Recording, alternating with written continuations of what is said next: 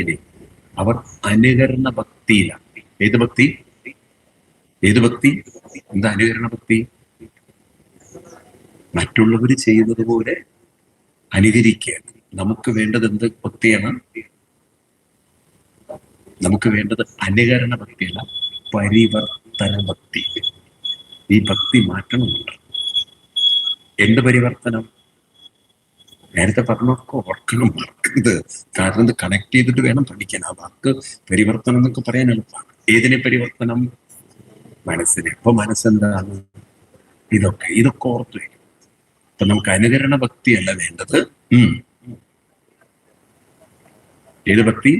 പരിവർത്തനം. ശരിയല്ലേ ഞാൻ പറഞ്ഞു? ഇതിന്റെ ആചാര്യസ്വാമി പറഞ്ഞത്, ജ്ഞാനമില്ലാതെ മുക്തി നവഗതി ജന്മശതേന. ജന്മശതം എന്ന് പറഞ്ഞാൽ 100 ജന്മെടുത്താലും ഒരു ജന്മല്ല,